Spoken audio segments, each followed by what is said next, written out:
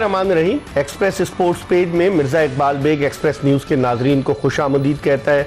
ICC champions trophy होगी नहीं होगी, कहाँ होगी, हाइब्रिड मॉडल पर होगी या पार्टनरशिप मॉडल पर होगी या फ्यूजन मॉडल पर होगी, बहुत सारे सवालात थे और शायकीन क्रिकेट गुज़िश्ता एक माह से तज़ब्ज़ुब की कैफियत में मुब्तला रहे कि क्या होगा।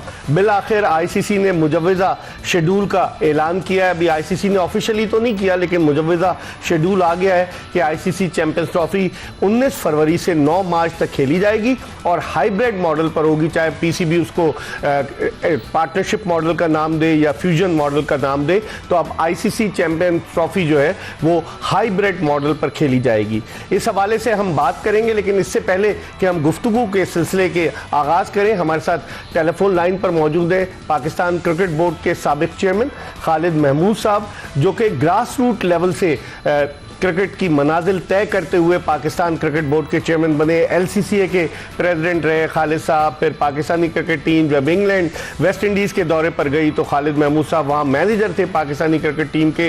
पाकिस्तान क्रिकेट बोर्ड की काउंसिल में भी रहे और फिर उसके बाद पीसीबी के चेयरमैन बने। हम खालिद महमूद साहब से गुफ्तगू करेंगे, लेकिन उससे पहले आपको एक पैकेज दिखा जी। पैकेज आपने मुलाहिजा किया और गुफ्तगू के सिलसिले का आगाज़ करते हैं खालिद महमूद साहब से। अस्सलाम वालेकुम खालिद महमूद साहब। जी वालेकुम अस्सलाम। बहुत बहुत शुक्रिया आपके वक्त देने का। आप मसरूफ आदमी हैं, हम आपको तंग करते रहते हैं। नहीं, आप जब चाहें मुझे तंग करें। बस एक मेरी गुजारिश है जी, आप जो मेरी क्रिकेट एडमिनिस्ट्रेशन से वाबस्तगी की बात करते हैं, हाँ, वो तो एक ऐसा होता जो जिससे मुझे बड़ा फख्र है। और सेक्रेटरी रहे आप जी। सेक्रेटरी रहा हूँ अब्दुल हफीज कारदार। हाँ, वो मैं भूल गया था, मेरी कोताही। लेकिन आप उस दौर में कि जबकि बहुत कम मुलाजिम होते थे पाकिस्तान क्रिकेट बोर्ड में खालिद साहब, हम तो एजाजी काम करने वाले लोग थे। ये आजकल की जो तनख्वाहें सुनता रहता हूँ मैं, मेरे तो तसव्वुर में भी नहीं आ सकती। नहीं, वो आपको यकीनन क्रेडिट जाता है अब्दुल हफीज कारदार मरहूम साहब के साथ काम करना। खालिद साहब, ये जो चैंपियंस ट्रॉफी के हवाले से मैंने शुरू में कहा कि होगी नहीं होगी, एक अजीब कशमकश थी, एक अजीब टेंशन थी। बिलाखिर ये ऊँट एक करवट बैठ गया है। आप क्या समझते हैं, पाकिस्तान ने इस चैंपियंस ट्रॉफी के लिए हाइब्रिड मॉडल या फ्यूजन मॉडल या पार्टनरशिप मॉडल पर एग्री करके क्या खोया क्या पाया? ये बड़ा तफसीली जवाब का तालिब है यह सवाल, लेकिन मैं मुख्तसर कोशिश करूंगा। बात यह है कि इकबाल बेग साहब के जहाँ पे असूलों की बात हो, उसमें वो खोया पाया वाला मामला तो ऐसे होना ही चाहिए, नहीं होना चाहिए। जाहिर है एक हमारा हक था, हमें ये टूर्नामेंट अलॉट किया था आईसीसी ने, तो उसमें अब किसी मुल्क को बिला बजाय ये कह देना कि हम आपके मुल्क में आके नहीं खेलेंगे, ये बड़ी नाकाबिले कबूल बात थी। और इसमें पाकिस्तान क्रिकेट बोर्ड ने एक सुलही मौक़िफ़ इख्तियार किया। सच्ची बात मैं आपको बताऊं, मेरा ख्याल था कि बड़ी जल्दी वो इस शक्ति से हट जाएंगे, लेकिन बहरहाल यहाँ इन्होंने साबित करके दिखाई है और इसके लिए कॉम्प्लीमेंट करना चाहिए पाकिस्तान क्रिकेट बोर्ड को।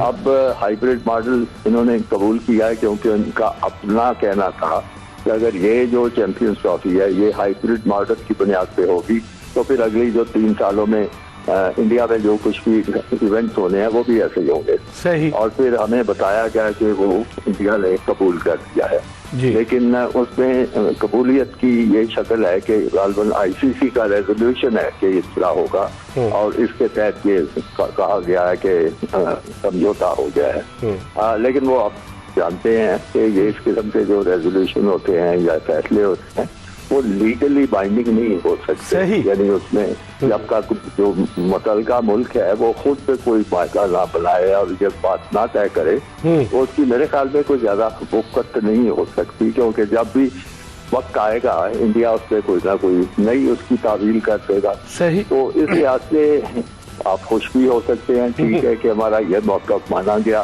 कि अगर ये इस पे हाइब्रिड मॉडल पे ये टूर्नामेंट होगा तो अगले भी उस पे होंगे। और अगर उसमें उनका साबका किरदार देखा जाए इंडिया का, तो फिर ज्यादा खुश होने वाली, बल्कि बिल्कुल खुश होने वाली बात कोई नहीं है, क्योंकि वो चाहेंगे इसको आईसीसी के फोरम पे ही, प्लेटफॉर्म पे ही कोई दूसरा रेजोल्यूशन पास करवा के कहें इस तरह नहीं हो सकता, सबको आना पड़ेगा। लेकिन खालिद साहब, आप आईसीसी में भी जाते रहे हैं, पाकिस्तान के चेयरमैन रहे, आप क्या समझते हैं आईसीसी अब एक ऐसी बॉडी बन गई, बाद लोग तो कह रहे हैं ये इवेंट मैनेजमेंट कंपनी, बाद लोग तो कह रहे हैं इवेंट मैनेजमेंट कंपनी से भी गई गुजरी है कि इस मामले को हल ही नहीं कर पाई, 1 महीने तक ये लिंगर ऑन होता रहा। आईसीसी के रोल को आप किस निगाह से देखते हैं? मैं आईसीसी में रहा हूँ और आईसीसी में मैंने देखा है आईसीसी का किरदार क्या है।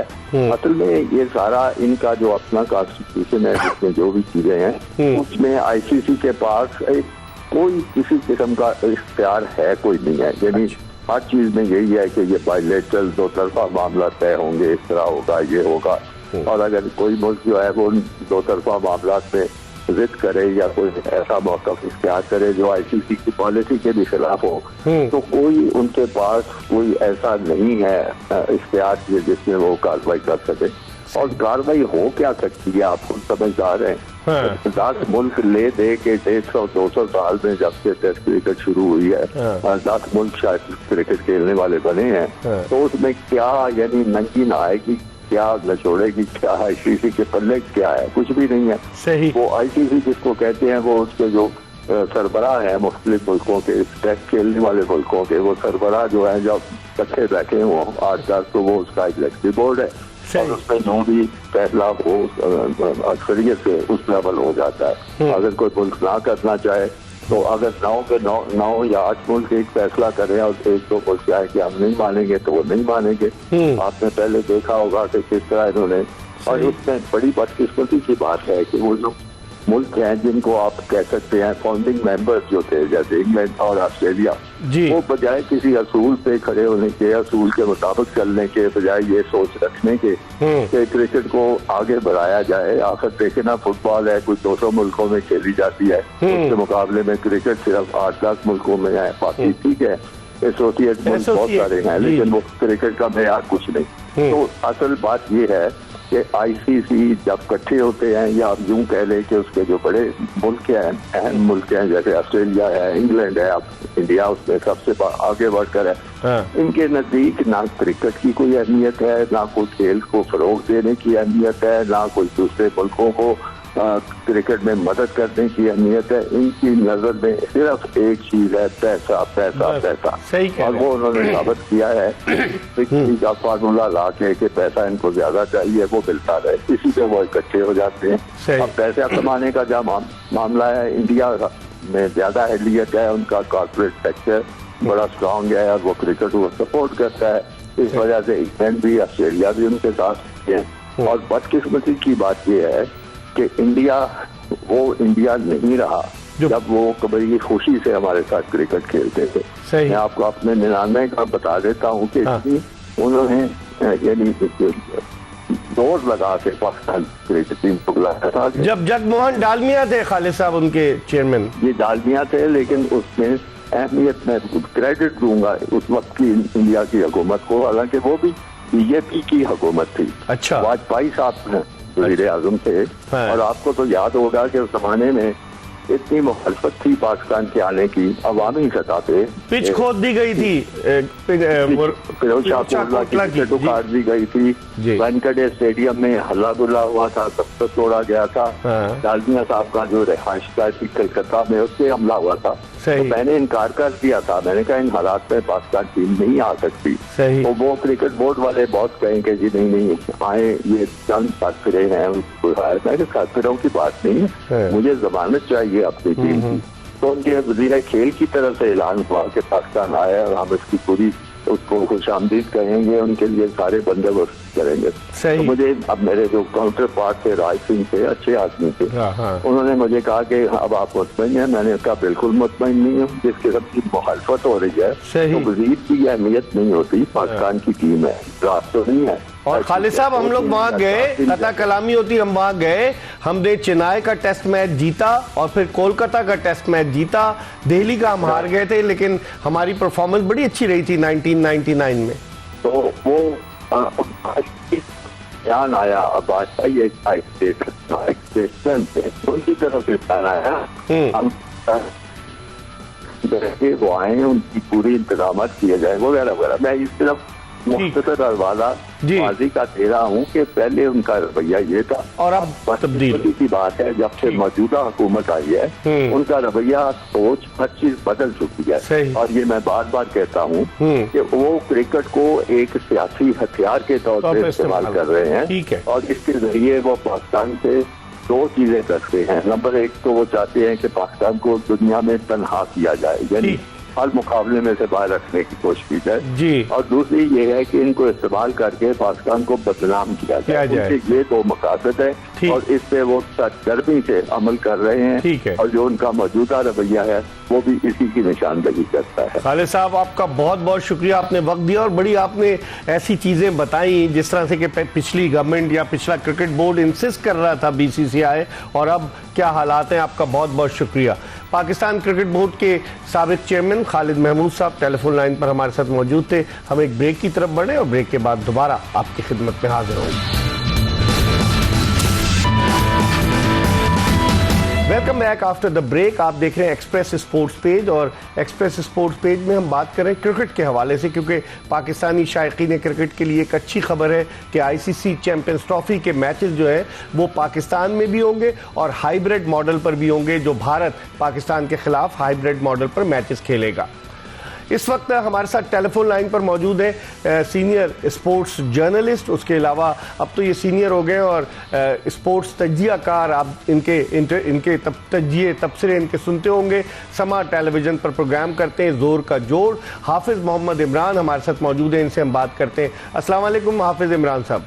वालेकुम अस्सलाम बेग साहब, बहुत शुक्रिया आपका। इमरान, कैसे देखते हैं वो जो मैंने कहा शुरू में भी प्रोग्राम के, और लोग भी कह रहे हैं कि कुफ्र टूटा खुदा खुदा करके अब बिलाखिर चैंपियंस ट्रॉफी के हवाले से, हालांकि 3 महीने पहले अनाउंसमेंट होना था शेड्यूल का, लेकिन अब मुजव्वज़ा शेड्यूल सामने आ गया है। पाकिस्तान के मैचेस हैं और न्यूट्रल वेन्यू के हवाले से अभी तक आपके पास क्या इत्तला है? आईसीसी ने क्या डिसाइड कर लिया है? दुबई अभी तक ऐलान नहीं किया है। बेग साहब, दो चीजें हैं। एक तो ये है कि बहुत लोग खुश हैं पाकिस्तान में कि पाकिस्तान की बात मानी गई है, लेकिन यहाँ पर एक सवाल पैदा होता है। इंडियन मीडिया अगर हम देख रहे हैं तो आप यकीनी तौर पर आपकी भी निगाह से गुजरी होंगी कि वो नाखुश कि पाकिस्तान की बातें क्यों मानी गई हैं जी। अब सवाल ये पैदा होता है कि क्या पाकिस्तान क्रिकेट बोर्ड अगर ये सारी और शराइत बनवा सकता था, तो क्या पाकिस्तान क्रिकेट बोर्ड ने एक अच्छा मौका जाया किया सारी की सारी चैंपियंस ट्रॉफी की पाकिस्तान में मेजबानी के मामले को देखते हुए? पाकिस्तान ने यह कहा कि अगर भारत पाकिस्तान नहीं आएगा तो हम भी भारत नहीं जाएंगे। उसके ऊपर भी ऐलान कर दिया आईसीसी ने। नॉकआउट मैचेस को भी उन्होंने इसमें से निकाल दिया। आईसीसी ने साफ लिख दिया कि जो भी मैचेस आइंदा 3 वर्षों में खेले जाएंगे वो सारे न्यूट्रल वेन्यू पर खेले जाएंगे। सही। तो यहाँ पर सवाल ये पैदा होता है कि क्या पाकिस्तान क्रिकेट बोर्ड ने ताखीर की? आप देखें कि पाकिस्तान क्रिकेट बोर्ड ने अगर ये सारी चीजें मनवा ली हैं तो फिर ये सवाल पैदा होता है कि क्या पाकिस्तान को उस एक मैच को, ये सारी चैंपियंस ट्रॉफी एक तरफ है, इंडिया पाकिस्तान का मैच एक तरफ है, सारे मैचेस जो इस चैंपियंस ट्रॉफी में खेले जाने ना, उस चैंपियंस ट्रॉफी के तमाम मैचेस की जो आप उसको कहते हैं ना कि जो सबसे बेहतरीन उसका नजारा और मंजर है वो पाकिस्तान इंडिया का मैच है। और अगर किसी को इस मैच की अहमियत का अंदाजा ना हो और वो इसका एहसास ना करे और वो इसको जांच ना पाए तो फिर उसके लिए मसाइल होंगे कि उसने चीजों को किस सतह पर जा डील करना है। पाकिस्तान क्रिकेट बोर्ड का क्या ये काम नहीं था कि अगर चूंकि पाकिस्तान मेजबान है तो पाकिस्तान कहता जी हम सारी की सारी चैंपियंस ट्रॉफी अपने मुल्क में चाहते हैं, ठीक है, अगर कोई भी इसके अलावा तजवीज आती है तो वो तो आनी चाहिए थी आईसीसी की तरफ से या इंडिया की तरफ से। तो पाकिस्तान को तो कायम रहना चाहिए था अपने इस मौके पर कि हम पूरी चैंपियंस ट्रॉफी पाकिस्तान में करवाना चाहते हैं। देखिए, पाकिस्तान ने जो कहा वो माना गया, तो इसका मतलब ये है कि आपने कहीं ना कहीं ताखीर की है। इंडिया क्यों अग्रेसिव रहा है इस मामले में? देखिए, उनको ये पता था कहीं ना कहीं कि अगर चीजें इस सतह पर आ गई कि कोई वापसी का रास्ता न रहा तो फिर उनको पाकिस्तान ट्रैवल करना पड़ेगा। आप देखें कि जैसे ही T20 वर्ल्ड चैंपियनशिप खत्म हुई है एंड उसी दिन से चंद घंटों के अंदर इंडियन मीडिया की तरफ से ये आवाजें आना शुरू हो गई थी कि पाकिस्तान हम ट्रैवल नहीं, इंडिया नहीं जाएगा। तो वो एक हिकमत अमली के तहत आगे चल रहे थे ताकि पाकिस्तान डिफेंसिव हो जाए, पाकिस्तान अग्रेसिव ना हो। तो वो उसकी वजह सिर्फ यही थी कि अगर पाकिस्तान बेहतर हिकमत अमली इख्तियार करता तो भारत को पाकिस्तान आना पड़ता है चैंपियंस ट्रॉफी को खेलने के लिए, क्योंकि पाकिस्तान के पास कानूनी तौर पर, इखलाकी तौर पर, आईनी तौर पर उसूली तौर पर पाकिस्तान के पास एक बहुत अच्छा मौका था कि वो चैंपियंस ट्रॉफी के तमाम मैचेस की पाकिस्तान में मेजबानी करता, इंडिया समेत तमाम टीमों के साथ साथ इंडिया की टीम भी पाकिस्तान आती। तो पाकिस्तान में मेरा ख्याल है कि अब ये सोच पैदा होगी कि क्या वाकई ऐसा था। पाकिस्तान में ये एक पॉपुलर बात, मकबूल बयानिया नहीं होगा, लेकिन लोग कहीं ना कहीं जेर बहस जरूर आएंगे कि इंडिया क्यों अग्रेसिव था मीडिया की सतह के ऊपर। टेलीग्राफ से आ जाता है, उधर से आ जाता है, उधर से आ जाता है, साउथ अफ्रीका ले जाएं, इधर चले जाएं, वो चले जाएं, ये सारी चीजें पाकिस्तान में दबाव में लाने की। लेकिन एक और चीज इमरान के चैंपियंस ट्रॉफी हो रही है, 50 ओवर्स का टूर्नामेंट है, भारत गुज़िश्ता बरस फाइनल में पहुंचा, ऑस्ट्रेलिया डिफेंडिंग चैंपियन है। अगर भारत फाइनल में पहुंचता है चैंपियंस ट्रॉफी के, ये सेमीफाइनल तो चले एक अलग बात है, लेकिन अगर फाइनल में पहुंचता है तो फिर लाहौर को फाइनल की मेज़बानी नहीं मिलेगी। तो ये नाइंसाफ़ी है या आप समझते हैं ये बिल्कुल दुरुस्त होगा? फिर पाकिस्तान ने यहाँ पर जो है सरेंडर कर दिया। देखिए बेग साहब, दो चीजें आ गई ना। इंडिया अपने 3 मैचेस खेलेगा दुबई में, सही। इंडिया सेमीफाइनल खेलेगा दुबई में। हाँ। इंडिया फाइनल में जाता है तो इंडिया फाइनल खेलेगा दुबई में। तो पाकिस्तान से 5 मैचेस चले गए ना, चले गए। सही। इन 5 मैचों का उजाला कौन करेगा? इन 5 मैचों से जो नुकसान पाकिस्तान की क्रिकेट को होना है वो कौन पूरा करेगा? सही। तो ये पाकिस्तान के लिए, अगर आप मजमूई तौर पर क्रिकेट की दुनिया में देखते हैं तो ठीक है कि हम कहने को तो पाकिस्तान में लोग ये कहेंगे कि हमारी कामयाबी है, लेकिन भाईजान क्या आपने वो रास्ता इख्तियार किया था जिसका आपने अभी जिक्र किया कि 3 मैचेस वो चले गए, सेमीफाइनल में चले गए तो वो भी न्यूट्रल वेन्यू पर, फाइनल में चले गए तो वो भी न्यूट्रल वेन्यू पर। तो हम अपने ही उस टूर्नामेंट की मेजबानी जो है, जो हमने करनी थी सारी की सारी, हम फाइनल भी न्यूट्रल वेन्यू पर खेल रहे होंगे पाकिस्तान की। अगर पाकिस्तान जाता है या नहीं जाता, लेकिन अगर इंडिया जाता है तो न्यूट्रल वेन्यू पर हो रहा होगा ना। तो ये एक सोचने की स्थिति के कहां पर गलती हुई है, कहीं कोई एक बहुत अच्छा मौका हमने जाया तो नहीं किया, और इसको नजर-ए-सानी की जरूरत है। मुस्तकबिल में पाकिस्तान के पास इवेंट्स आए तो पाकिस्तान ने वैसे एक एग्जाम्पल, तो ये एक मिसाल तो कायम कर दी है। पाकिस्तान को 0 से शुरू करना, एक मिसाल कायम कर दी है। 0 से शुरू करना पड़ेगा दोबारा, और अपनी रास्ते के ऊपर वापस आना पड़ेगा कि हम पाकिस्तान को आईसीसी मेजबानी दिया टूर्नामेंट्स की, और तमाम चीजों के ऊपर ये यकीनी करे कि वो पाकिस्तान खेलने के लिए। ये पाकिस्तान के करोड़ों लोगों के साथ नाइंसाफी है। ठीक, हम एक ब्रेक की तरफ बढ़े और ब्रेक के बाद दोबारा आपकी खिदमत में हाजिर होंगे।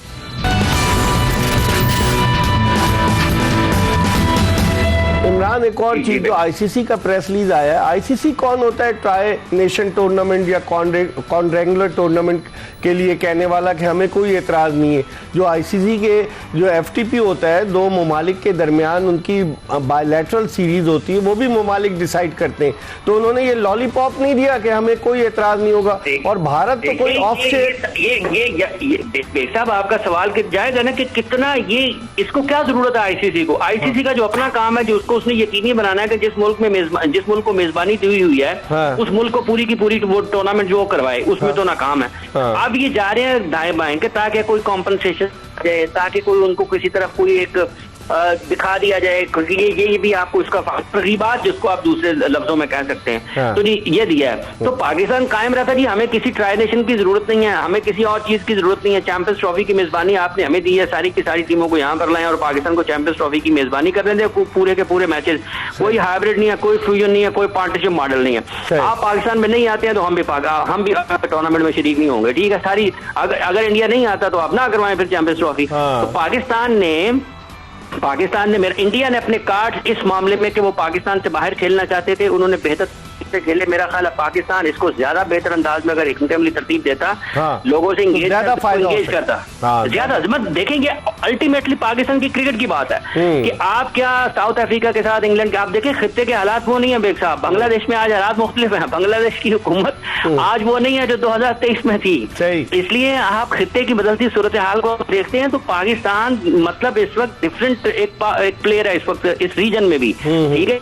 अगर 2023 की बात होती है और हुकूमत आज बांग्लादेश में वो होती जो नहीं है, जो इससे साथ थी, तो आज वो उनका झुकाव किसी और तरफ होता, लेकिन इस वक्त बांग्लादेश क्रिकेट बोर्ड का झुकाव पाकिस्तान की तरफ होगा। बिल्कुल सही, ठीक है। तो ये पाकिस्तान में ये चीजें, अगर हम जो पॉलिटिक्स है, रीजनल पॉलिटिक्स है, उसको देखते हैं तो पाकिस्तान डिफरेंट जगह पर खड़ा हुआ, क्या उस हैसियत को, उसका फायदा उठाया है ये रिव्यू करने की जरूरत है, ताकि आंदा पाकिस्तान जब मुस्तकबिल में किसी जगह पर जाता है तो इस किस्म की सूरत हाल का सामना ना हो कि हम अपना हक जो है वो किसी को दे जाए। अच्छा, एक और चीज के पहले कहा गया था कि इफ्तिताई मैच जो है वो गद्दाफी स्टेडियम लाहौर में होगा, लेकिन अब जो मुजव्वज़ा शेड्यूल आया उसके तहत 19 फरवरी को इफ्तिताई मैच नेशनल स्टेडियम कराची में पाकिस्तान और न्यूजीलैंड की टीमों के दरमियान खेला जाएगा। आपकी क्या राय है, क्या रावलपिंडी क्रिकेट स्टेडियम अब भी इंक्लूडेड है? क्योंकि टोटल तो 15 मैचेस हैं, जिनमें से 5 मैचेस अगर 2 भारत पहुंचता है सेमीफाइनल फाइनल में, 5 मैचेस दुबई में, पाकिस्तान को सिर्फ 10 मैचेस की मेजबानी मिलेगी। तो आपकी क्या राय है, जो इफ्तिताई मैच के लिए पहले कहा गया था लाहौर, अब कराची शिफ्ट किया है? देखिए, चीजें बदल रही है ना। पहले इंडिया पाकिस्तान के मैच की तारीख भी 1 मार्च को खेला जाएगा। अब तो वो भी अब उसमें वो भी तब्दीली आई है। फिर हमने इसी दौरान ये भी सुना कि रावलपिंडी से मैचेस की मेजबानी ले ली जाएगी, क्योंकि ब्रॉडकास्टर शायद उस सिलसिले में इतना ज्यादा उसको अच्छा नहीं लग रहा कि दुबई ऐड हो गया ना, तो 3 वेन्यूज के बाद अब 4 वेन्यूज हो गए हैं और एक पाकिस्तान से बाहर है। तो वो भी उनके लिए मुश्किलात हैं। तो जो अखराजात है शायद उसमें के लिए उन्होंने फिर 3 वेन्यूज उसमें रख दिए कि इंडिया के मैचेस अगर वहां पर चले जाते हैं तो रावलपिंडी से निकाल लिया जाए मैच। और फिर अगर चूंकि इफ्तिताही मैच अगर उन्होंने दे दिया है को, तो इसका मतलब ये है कि अगर इंडिया नहीं आता फाइनल में तो पाकिस्तान लाहौर जो है फिर वो उसकी करेगा फाइनल की मेजबानी। तो ये शहरों में मैच तकसीम करने के एतबार से ये वाली हिकमत अमली हो सकती है, लेकिन रावलपिंडी में होते हैं या नहीं होते हैं इस बारे में भी अभी तक वो मुसद्दका इत्तलात पाकिस्तान मुसद्दका। लेकिन ये सुनने में आया था कि शायद रावलपिंडी उसमें से निकल जाए और उसकी जगह पर दुबई शामिल हो जाएगा। लेकिन ये ठीक है कि अगर जाता है इफ्तिताही मैच कराची के पास भी तो वो कोई ऐसी बात नहीं है। तो फाइनल की बात आएगी तो फाइनल यहाँ पर लाहौर में हो रहा होगा। आखिरी सवाल मैं आपसे ये पूछना चाहूंगा इमरान, के जिस तरह आपने जिक्र किया, तो आप क्या समझते हैं ये किसकी जीत है? बाद लोग कह रहे हैं कि घुटनों के बल टिका दिया हमने भारतीय क्रिकेट बोर्ड को, बाद लोग भारतीय कह रहे हैं कि जी पाकिस्तान जो है वो हार गया। ये किसकी जीत समझते हैं और किसकी हार समझते हैं? मुख्तसरन बताएं। बेशक सबसे पहले आईसीसी की हार है, ठीक है, जीत किसी की भी नहीं हुई है।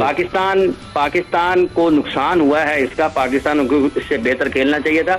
और इंडियन गवर्नमेंट का जो एक मुतासब है वो दुनिया के तंग नजर और मुतासब चेहरा वो दुनिया के सामने आया है। हार सिर्फ आईसीसी मौजूदा है। पाकिस्तान को नुकसान हुआ है और खेल में सियासत किस तरीके से शामिल की है भारत की इस मौजूदा हुकूमत ने, जिसके वजीर आजम नरेंद्र मोदी हैं। ये दुनिया ने देख लिया है कि किस तरीके से आप खेलों को भी सियासत जो है ना उसके ऊपर खेलों के ऊपर भी आ गई है। तो ये दुनिया के खेलों के लिए एक अच्छी मिसाल नहीं है। लोग इसको आने वाले दिनों में देखेंगे, याद करेंगे कि एक सलाम मुल्क था जिसने अपनी सियासी सोच के तहत सलाम मुल्क में इंटरनेशनल क्रिकेट खेलने से इनकार कर दिया था। तो ये आईसीसी की हार है। चले, बहुत बहुत शुक्रिया। हाफिज मोहम्मद इमरान हमारे साथ मौजूद थे। इस वक्त हम एक ब्रेक की तरफ बढ़े और ब्रेक के बाद जल्दी दोबारा आपको ज्वाइन करेंगे। ब्रेक के बाद एक मरतबा फिर एक्सप्रेस स्पोर्ट्स पेज में आपको खुशामदीद कहते हैं। और ब्रेक पर जाने से कबल हम क्रिकेट के हवाले से बात कर रहे थे। हाफिज मोहम्मद इमरान हमारे साथ मौजूद थे और उससे पहले पीसीबी के साबिक चेयरमैन खालिद महमूद साहब ने हमें ज्वाइन किया था और बड़ी अच्छी बातें उन्होंने पाक भारत क्रिकेट ताल्लुकात के हवाले से की हैं। तो अब यकीनी तौर पर सबकी नज़रें तो चैंपियंस ट्रॉफी पे मरकूज हैं कि चैंपियंस ट्रॉफी क्रिकेट टूर्नामेंट में पाकिस्तान की कारकर्दगी क्या रहती है, इस पर तो बात करेंगे। लेकिन पाकिस्तान में जो खेलों की सरगर्मियाँ हैं उनके हवाले से भी थोड़ी सी बात करते हैं। गुज़िश्ता दिनों नवाबशाह के बिलावल भुट्टो स्पोर्ट्स कॉम्प्लेक्स में एक स्पोर्ट्स का मेला सजाया गया और इसका तमाम तर क्रेडिट जो है वो नवाबशाह के जो डिप्टी कमिश्नर हैं शहीद बेनज़ीराबाद के शहरियार गुल मेमन और उनकी टीम के सर जाता है कि जिन्होंने बच्चे बच्चियों सबको इकट्ठा किया नवाबशाह में और मुख्तलिफ खेलों के मुकाबले कराए। इन मुकाबलों में क्रिकेट भी शामिल थी, हॉकी भी शामिल थी, उसके अलावा ताइक्वांडो के मुकाबले भी शामिल थे। ख़ास तौर पर वहाँ मौजूद बच्चियों ने इन मुकाबलों में बढ़ चढ़ कर हिस्सा लिया, जिससे इस बात का एहसास हुआ कि न सिर्फ ये कि बड़े शहरों में बल्कि छोटे शहरों में भी पाकिस्तान के खेलों के हवाले से नौजवानों में बड़ा जोश और जज्बा मौजूद है। इस हवाले से सबसे पहले तो हम आपको एक पैकेज दिखाते हैं कि जो वहाँ हुआ, जो स्पोर्ट्स फेस्टिवल था नवाबशाह में, उस स्पोर्ट्स फेस्टिवल के हवाले से आपको एक पैकेज दिखाते हैं और उसके बाद हम आपको बताएंगे कि वहाँ जो इस स्पोर्ट्स फेस्टिवल के रूहे रवां थे शहीद बेनज़ीराबाद के डिप्टी कमिश्नर शहरयार गुल मेमन साहब, जिनके पास अब एडिशनल चार्ज है नवाबशाह के कमिश्नर का, उन्होंने क्या कहा। और इसके अलावा हम आपको दिखाएंगे कि वहाँ जो, क्योंकि मुख्तलिफ जो नवाबशाह से अटैच इलाके थे, वहाँ के इलाकों के बच्चों ने भी हिस्सा लिया। और दौड़ जो नवाबशाह के नज़दीक वाक़ है, और जो लोग भी दौड़ का नाम सुनते हैं, जब ईद उल अज़हा आती है तो जानवरों की ख़रीदो फरोख्त के लिए वो लोग दौड़ ज़रूर जाते हैं, क्योंकि कहते हैं कि दौड़ के जानवर बड़े अच्छे हैं। तो दौड़ के जो असिस्टेंट कमिश्नर थे हस्सान ज़फ़र, वो भी वहाँ मौजूद थे। इस पैकेज में पहले तो हम आपको दिखाएंगे कि खेलों की सरगर्मियाँ क्या थी, और फिर उसके बाद आपको 2 इंटरव्यूज़ दिखाएंगे शहरयार गुल मेमन और हस्सान ज़फ़र का। साहब, ये आइडिया कैसे आया आपको, ये बताएं। बहुत शुक्रिया। शहीद Benazirabad sports youth festival under 20 tournament का जो हमें आइडिया आया वो इस तरह से आया कि हम ये चाहते थे कि हमारे जो रूरल एरियाज़ के बच्चे हैं, जब वो आगे खेलने जाते हैं तो उनके पास प्रोफेशनल इक्विपमेंट नहीं होता। तो हमने तमाम एसोसिएशंस को, स्पोर्ट्स डिपार्टमेंट को और जो हमारे नोटेबल्स हैं एरिया के, उनको एक्टिवेट भी किया। और हमने ये फ़ैसला किया कि जो हमारी विनर टीम्स होंगी या पार्टिसिपेटिंग टीम्स होंगी, हम उनको प्रोफेशनल स्पोर्ट्स गियर देंगे इंशाल्लाह ताला फाइनल में, जो कि संडे 1 दिसंबर को होगा। नंबर 1। नंबर 2, इस एरिया के अंदर बहुत पोटेंशियल है। यहाँ के बच्चे मुख्तलिफ इवेंट्स में अपने डिस्ट्रिक्ट को रिप्रेजेंट करते रहे हैं, प्रोविंशियल लेवल पर भी और नेशनल लेवल पर भी। तो हमने उनको एक अपॉर्चुनिटी फराहम की ताकि उनमें कंपटीशन का जज्बा पैदा हो, स्पोर्ट्समैन स्पिरिट का जज्बा पैदा हो। और बहुत सारे जब लोग आपस में मिलते हैं तो एक डिसिप्लिन भी नज़र आता है हमें। तो ये तमाम एक्टिविटीज़ अपने बच्चों की फ़िज़िकल और मेंटल ग्रोथ को इम्प्रूव करने के लिए, उसको आगे परवान चढ़ाने के लिए हमने कोशिश की कि एक बेहतर इवेंट करवाया जाए। अच्छा, स्पोर्ट्स एक एडिक्शन है। जब आप डिप्टी कमिश्नर कोरंगी थे, आपने वहाँ पर भी स्पोर्ट्स फेस्टिवल कराया, खुद भी आप वॉक करते हैं, ट्रैक सूट में मलबूस नज़र आ रहे हैं, खिलाड़ियों की हौसला अफजाई करते हुए नज़र आ रहे हैं। ये अंडर 20 के हवाले से, उम्र के हवाले से क्या था, क्योंकि पाकिस्तान में उन्होंने ये कॉन्सेप्ट है कि ओवर एज खिलाड़ी खेलते हैं, उसके लिए आपको कितनी मुश्किल हुई? हमने इसमें बहुत बड़ा किरदार एसोसिएशंस का है जी। हमने ये फ़ैसला इस वजह से किया कि जो हमारे जो बडिंग टैलेंट है, ये इवेंट एक किस्म का टैलेंट हंट प्रोग्राम भी है। आफ्टर दिस इवेंट हमारे पास हॉकी के बेस्ट प्लेयर्स होंगे, हमारे पास फुटबॉल के बेस्ट प्लेयर्स होंगे, हमारे पास क्रिकेट के बेस्ट प्लेयर्स होंगे। तो किसी भी वक्त अगर हमने अपने टैलेंट को प्रोजेक्ट करना है, उसको किसी लेवल पर खिलाना है, तो ये वो बच्चा है, हम लोग समझते हैं कि आगे जाके अपने डिस्ट्रिक्ट को रिप्रेजेंट कर सकता है। So that was the reason हमने यंग टैलेंट को इसमें बहुत ज़्यादा मौका दिया। और मुझे बड़ी खुशी हुई जब मैं बैडमिंटन को देखता हूँ, उसमें बहुत 14 साल के 16 साल के बच्चियों ने पार्टिसिपेट किया। इस पूरे इवेंट का एक बहुत बड़ा एलिमेंट, जो सक्सेसफुल एलिमेंट मुझे नज़र आया, वो ये था कि इसमें बहुत बड़ी तादाद में गर्ल्स की पार्टिसिपेशन थी। वो 100 मीटर रेस हो या ताइक्वांडो हो, कराटे हो, उसमें बच्चियाँ आपको बहुत आगे नज़र आएंगी। क्रिकेट एडिक्शन है, हॉकी एडिक्शन है, फुटबॉल एडिक्शन है, उसमें आपको बहुत अच्छे प्लेयर्स नज़र आएंगे। बहुत नए प्लेयर्स भी नज़र आए हमारी एसोसिएशंस को, जिनको अब हम अंडर 16 और अंडर 19 लेवल पर लेकर जाएंगे ताकि वो आगे मुस्तकिल खेल सकें। अच्छा, आप तो आगे हैं, आपकी पूरी टीम भी है, मैंने देखा दौड़ के एसी हसान साहब भी आए हुए हैं, और बाकी पूरी टीम है। और सिंध गवर्नमेंट का आपको कितना सपोर्ट रहा है? 100% सपोर्ट रहता है हमें सिंध गवर्नमेंट का। हम लोग खुद सिंध गवर्नमेंट को ही रिप्रेजेंट करते हैं। इस इवेंट को ऑर्गेनाइज़ कराने में बहुत बड़ा किरदार स्पोर्ट्स डिपार्टमेंट का है। तमाम जो हमारे स्पोर्ट्स के अहदेदार हैं, उन्होंने यहाँ पर पूरा ऑर्गेनाइज़ भी किया है, अपनी एसोसिएशन के साथ कोऑर्डिनेट भी किया है। जो प्राइजेज़ हम लोग लेकर आए हैं उसमें भी स्पोर्ट्स डिपार्टमेंट का, यहाँ की लोकल काउंसिल्स का, जो हमारे लोकल गवर्नमेंट के चेयरमैन हैं, मेयर साहिबान हैं, उनका एक बहुत बड़ा कंट्रीब्यूशन है, जो कि इस पूरे इवेंट को एक सक्सेसफुल जो शेप हमें नज़र आ रही है, उसमें ये पूरी टीम है जिसने ये काम किया। आखिरी सवाल, पाकिस्तान में उन्होंने स्पोर्ट्स इवेंट होते हैं, कोई ना कोई कंट्रोवर्सी ज़रूर जन्म लेती है। आपका ये इवेंट जो है विदाउट कंट्रोवर्सी हुआ या कोई ना कोई कंट्रोवर्सी भी आई? नहीं, अल्लाह का शुक्र है, अभी तक बहुत स्मूथ है ये पूरा इवेंट। हमने बहुत अच्छी ओपनिंग सेरेमनी भी की लास्ट संडे को, और अभी तक जितने भी प्रोग्राम्स हो रहे हैं उसमें काफ़ियों के फाइनल्स भी हो चुके हुए हैं। आज क्रिकेट का फाइनल भी है, फुटबॉल का भी है। तो मुझे अल्लाह ताला से ये उम्मीद है कि बगैर किसी कंट्रोवर्सी के और अच्छे टैलेंट को सामने लाते हुए ये इवेंट गुजरेगा। मेरे साथ मौजूद है इस वक्त असिस्टेंट कमिश्नर दौड़ हस्सान ज़फ़र साहब, जो इस स्पोर्ट्स फेस्टिवल में शहीद बेनज़ीराबाद के डिप्टी कमिश्नर शहरयार गुल मेमन साहब की टीम का हिस्सा हैं, और उनके साथ शाना बशाना काम कर रहे हैं। फाइनल भी देखना है। हसन साहब, आपकी टीम फाइनल में पहुंची दौड़ की, लेकिन जिस तरह से डोमिनेट किया पहला हाफ, वो तो नवाबशाह की टीम ने डोमिनेट किया। कैसे देखते हैं दौड़? यहाँ से तकरीबन 25-30 किलोमीटर दूर है, और वहाँ टैलेंट है स्पोर्ट्स का।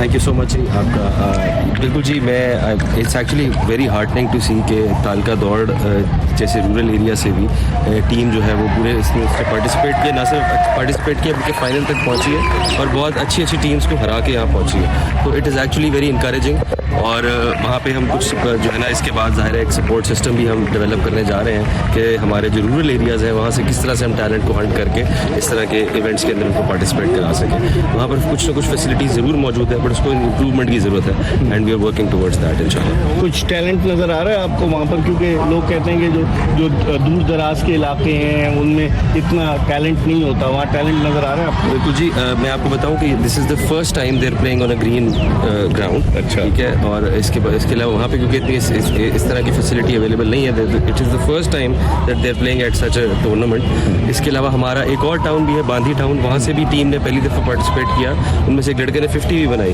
तो ये जो इवेंट्स हैं इनका सबसे बड़ा फ़ायदा यही है कि हमें इसके अंदर वो टैलेंट मिल जाता है इस तरह का जो कि रूरल एरिया में जो शायद वैसे नहीं मिल रहा होता। तो अब जो है ना डी साहब की तरफ से बड़ी अच्छी उनकी तरफ से फैसिलिटी दी गई है कि इन टीम्स को के लिए ग्राउंड फीस माफ़ कर दी गई है, ये लोग कभी भी प्रैक्टिस कर सकते हैं। हमने इंशाल्लाह उनके लिए सपोर्ट के लिए टाउन चेयरमैन को मोबिलाइज़ किया है, उनको कहा है कि आप इनको सपोर्ट करें, इनको यहाँ तक पहुँचाएँ, यहाँ पे ग्राउंड फीस इनकी एग्जाम्प्ट होगी इंशाल्लाह। तो माशाल्लाह से डी साहब की तरफ से बड़ा अच्छा इनिशिएटिव भी है और जिसकी वजह से बड़ा जो है ना फ़ायदा होगा। आखिरी सवाल, दौड़ तो मशहूर है, कराची से लोग जानवर खरीदने के लिए आते हैं ईद उल अज़हा के मौके पर, बहुत बड़ी मंडी लगती है रेलवे लाइन के उस पर, लेकिन उसके अलावा आप समझते हैं कि दौड़ में से कोई ऐसा बंदा निकले, ऐसा प्लेयर निकले जो अपने इलाके का नाम रोशन करे? कोई नज़र आता है आपको टैलेंटेड प्लेयर? बिल्कुल जी, अब आप ये देखिएगा कि ये जो हमारे 11 बच्चे खेल रहे हैं यहाँ पे, इसके अंदर भी आपको एक दो बड़े अच्छे प्लेयर्स नजर आएंगे। अभी एक बच्चे ने बड़ी ज़बरदस्त बॉलिंग कराई, लेफ्ट आर्म फास्ट बॉलर है ज़हीर, मैं उसको फॉलो कर रहा था, डी साहब भी उसको नोट कर रहे थे। इंशाल्लाह ये जो टैलेंट है इसको हम मजीद ग्रूम करेंगे। जी, आपने पैकेज मुलाहिजा किया नवाबशाह में होने वाली खेलों की सरगर्मियों के हवाले से कि नौजवानों ने, ख़ासतौर पर लड़कियों ने और लड़कों के साथ लड़कियों ने भी बढ़ चढ़ कर हिस्सा लिया। क्रिकेट का भी बड़ा शौक़ है नवाबशाह में और आपने देखा कि क्रिकेट स्टेडियम में भी वो जो चूँकि बिलावल भुट्टो स्पोर्ट्स कॉम्प्लेक्स है नवाबशाह का क्रिकेट स्टेडियम में, वहाँ भी एक्टिविटी हुई। अगर हम बात करें नवाबशाह की तो नवाबशाह से ताल्लुक़ रखने वाले लेफ्ट आर्म स्पिनर एक हुआ करते थे काशिफ भट्टी, जो पाकिस्तानी क्रिकेट टीम के हमरा इंग्लैंड के दौरे पर गए, लेकिन वो पाकिस्तान के 16-17 खिलाड़ियों में तो जगह बनाने में कामयाब हुए, लेकिन वो पाकिस्तान के लिए नहीं खेल सके। इस तरह की एक्टिविटीज़ अगर छोटे शहरों में होती हैं तो यकीनन नौजवानों में एक जोश, जज्बा और वलवला पैदा होता है कि वो भी जो है कुछ न कुछ कर दिखाने की कोशिश करें। और जिस तरीके से मैंने खुद देखा जो फाइनल हुआ इस टूर्नामेंट का, क्योंकि मुख्तलिफ गेम थे, हॉकी भी थी, फुटबॉल भी था, बेशुमार गेम थे, लेकिन क्रिकेट का जो फाइनल हुआ उसमें बड़ा टैलेंट देखने को मिला और टफ विकेट पर यह क्रिकेट का टूर्नामेंट हुआ और पूरी बाउंड्री थी। और जिस तरह से एक ज़माने में नवाबशाह क्रिकेट स्टेडियम में फर्स्ट क्लास मैचेस का, बल्कि ग्रेड 2 के मैचेस का इनेकाद भी अमल में आ चुका है। अच्छा स्टेडियम में थोड़ी सी और रेनोवेशन हो जाए तो यकीनी तौर पर नौजवानों को मज़ीद मौक़े मिलेंगे। और जिस तरह शहरियार गुल मेमन साहब स्पोर्ट्स पे इंटरेस्ट ले रहे हैं, वो खुद भी बदीन में थे तो क्रिकेट खेला करते थे, तो जिस तरह से वो इंटरेस्ट ले रहे हैं उससे लग यही रहा है कि आइंदा आने वाले दिनों में स्पोर्ट्स में नवाबशाह से भी वो नौजवान सामने आएंगे जो पाकिस्तान के सब्ज़ लाली परचम की सरबुलंदी का सबब बनेंगे। हमें उम्मीद है कि हमारी आज की ये कोशिश, ये काविश आपको पसंद आई होगी। इंशाअल्लाह अगर ज़िंदगी ने वफा की तो अगले शो में फिर आपकी खिदमत में हाजिर होंगे। मिर्ज़ा इकबाल बेग और एक्सप्रेस न्यूज़ की पूरी प्रोडक्शन टीम को इजाज़त दीजिए। अल्लाह हाफ़िज़।